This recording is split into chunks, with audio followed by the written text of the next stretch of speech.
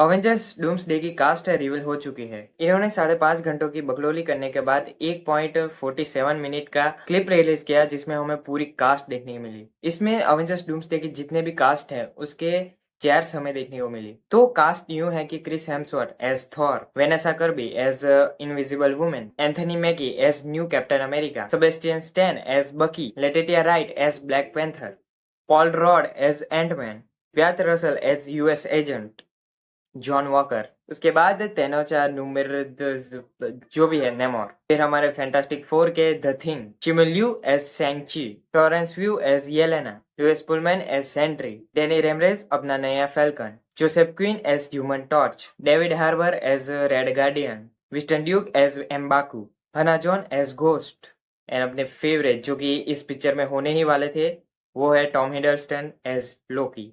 लेकिन ये सब तो अवेंजर्स के नाम हो गए, लेकिन इससे ज्यादा मैं जिससे के लिए सबसे ज्यादा सरप्राइज हुआ हूँ कि इन लोगों ने एक्स मैन का नाम लिया।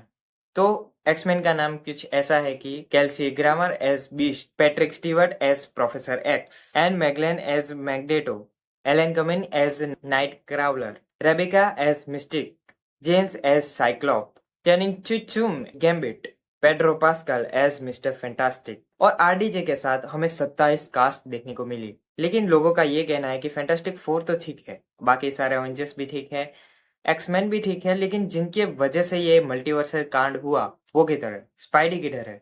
वांडा किधर है? डॉक्टर स्ट्रेंज किधर है?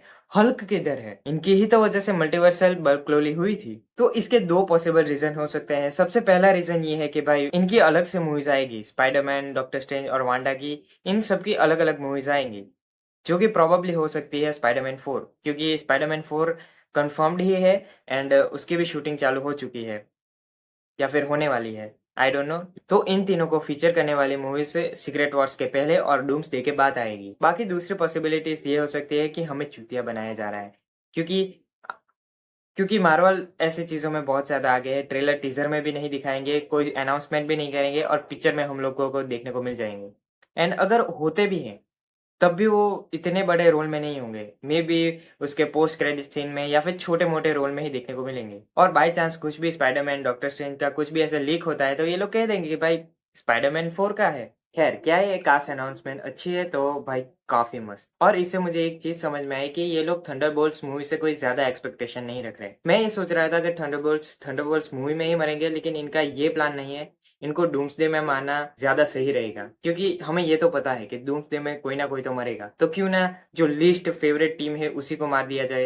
आई मीन मेन कैरेक्टर्स भी मरेंगे, मतलब एक्समैन में भी कोई ना कोई तो मरेगा ही मरेगा, लेकिन थंडरबोल्ट्स को मार दिया जाए तो ज्यादा मेक सेंस करेगा कि वैसे भी कोई हाइप नहीं है, कोई किसी को पसंद नहीं है ये लोग, तो इससे अच्छा तो मार ही दो। एंड समझ में भी आता है क्योंकि कैप्टन अमेरिका 4 कुछ ज्यादा कमाल नहीं कर पाए, और थंडरबोल्ट्स की बात करें तो थंडरबोल्ट्स भी कुछ ज्यादा हाइप नहीं बना रहे हैं ये लोग।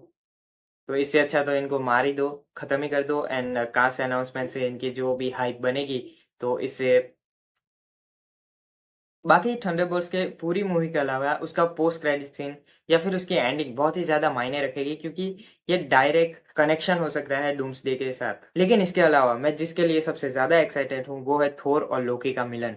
आई मीन जब थोर और लोकी एक दूसरे से मिलेंगे और फिर जो एक दूसरे की कहानियां बताएंगे कि भाई ये हुआ, एंड थोर ऐसे मेरा भाई है तू, मजा आएगा। लेकिन अगर बात करूँ लोकी की तो स्पाइडरमैन, वांडा और डॉक्टर स्ट्रेंज के अलावा अगर कोई मल्टीवर्स से इतना ज्यादा जुड़ा हुआ है तो वो लोकी है। और अगर डूम को कॉमिक की तरह बैटल वर्ल्ड बनाना है और सारे मल्टीवर्स को कॉन्कर करना है तो उसके लिए उसको लोकी के थ्रू जाना पड़ेगा। And this thing make sense. अगर डूम जाता भी है लोकी को हराने के लिए या फिर उसको काबू करने के लिए या फिर जो भी वो करेगा, तो उसको पता नहीं होगा। क्यों नहीं होगा? तो ये लोग ये दिखा सकते हैं कि लोकी कैंग को रोकने में इतना व्यस्त था कि उसने डोम को परख ही नहीं पाया। डूम ने अपने मैजिकल पावर से उसको ऐसे भटकाए रखा कि हाँ हाँ हाँ मैं आ रहा हूँ, मतलब कैंग आ रहा है।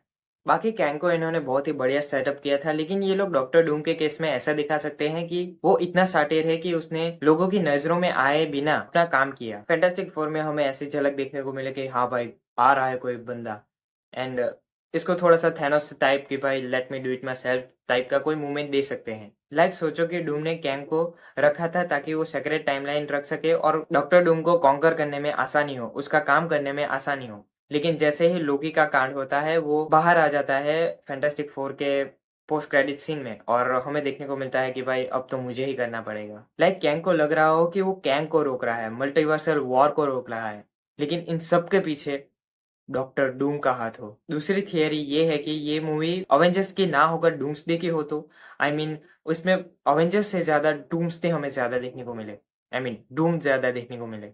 एंड जैसे जैसे डूम आगे बढ़ रहा है वैसे वैसे अवेंजर्स उसका सामना करने आ रहे हैं, एक्समैन उनका सामना करने आ रहे हैं एंड वो सबको ऐसे एक एक करके सबको हरा रहा है। हाँ, I mean Avengers infinity war में भी हमें कुछ ऐसा ही देखने को मिला था, लेकिन उसका सबसे बड़ा पार्ट अवेंजर्स ही था। लेकिन इसमें फुल ऑन डूम ही हमें देखने को मिले। लाइक इसमें हमें ये ना देखने को मिले कि अवेंजर्स का थ्रेट डूम है, बल्कि हमें ये देखने को मिले कि डूम का थ्रेट अवेंजर्स है। मतलब तुम खुद सोचो, आरडीजे वापस आ रहा है तो इसको पूरा फायदा तो उठाना चाहिए। एंड $45 मिलियन दे रहा है वो, $45 मिलियन। अकेला बंदा इतनी सारी फीस चार्ज कर रहा है, तो भाई मार्वल ने तो भाई, अगर मैं होता तो भाई ऐसा ही करता। तीसरी थियरी ये है कि एक्समैन जो हमें देखने को मिलेंगे क्या वो नए यूनिवर्स में से होंगे या फिर पुराने मूवीज के यूनिवर्स में से होंगे। हाँ, एक्टर्स तो सेम है, उनकी कास्ट भी सेम ही है, लेकिन क्या ये नए यूनिवर्स में से है या फिर पुराने मूवीज में से। तो इसमें ना, अगर तुमने दी मार्वल्स देखी है, देखे है ना, और अगर नहीं देखी तो वैसे भी किसी ने नहीं देखी, लेकिन अगर तुमने नहीं देखी तो मैं बता देता हूँ। इसके लास्ट पोस्ट क्रेडिट सीन में मिस मार्वल, कैप्टन मार्वल और मोनिका रेम्बो एक मल्टीवर्सल पोर्टल को बंद करने जाते हैं, जहाँ पे मोनिका रेम्बो अकेली जाती है, जहाँ पे वो दूसरे यूनिवर्स में फंस जाती है।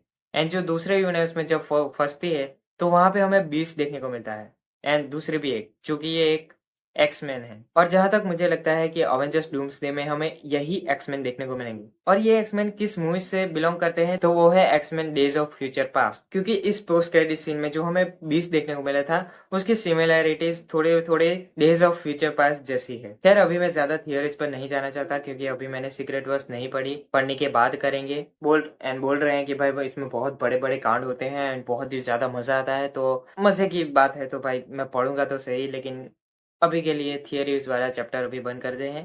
एंड अच्छी अच्छी बात बहुत हो गई, अब थोड़ी सी बुरी बात कर लेते हैं। अब बुरी बात लोगों को ये लग रही है कि रूसो ब्रदर्स, अगर तुम रूसो ब्रदर्स को नहीं जानते तो उन्होंने ही civil war, winter soldier, Avengers infinity war, Avengers Endgame direct करी है, तो ये तो अच्छी बात है, मार्वल की पीक मूवीज इन्होंने डायरेक्ट करी है, तो इसमें बुरी क्या है, तो नहीं है। रूसोस ने एंड गेम के बाद एक प्रोडक्शन हाउस खोला जहां पे उन्होंने बहुत सारी मूवीज और सीरीज को बनाया जो कि या तो मीडियोकर थी या फिर बुरी। अगर तुम्हें सिटाडेल के बारे में नहीं पता तो सिटाडेल के 3 सीरीज आ चुकी है, जिसमें से सबसे पहला है सिटाडेल, जहाँ पे अपनी प्रियंका चोपड़ा और इकारिस हमें देखने को मिलता है, जो कि इसका नाम मैं भूल गया, तो इकारिस ही बोलते हैं इसको।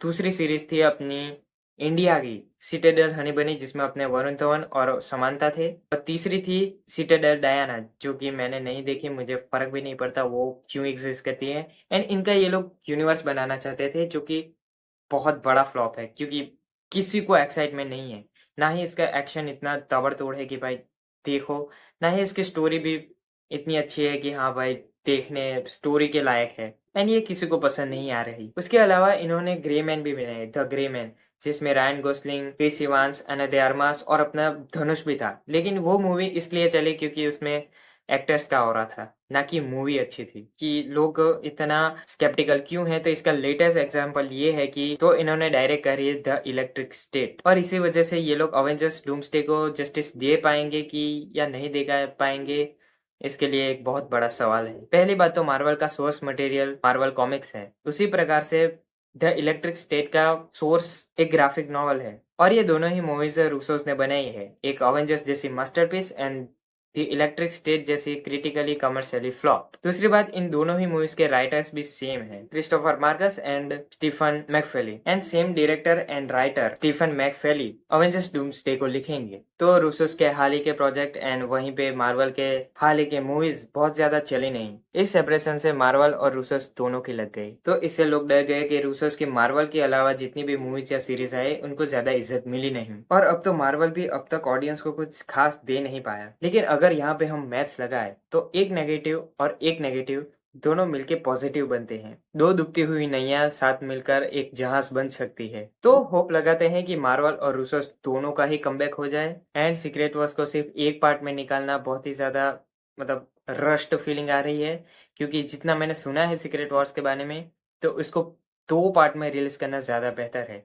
आई मीन डूम्सडे तो है ही, लेकिन सीक्रेट वॉर जहाँ पे मेन कोर है, डूम्सडे तो यूं समझो कि इन्फिनिटी वॉर है, लेकिन सीक्रेट वॉर्स एंड गेम होगी।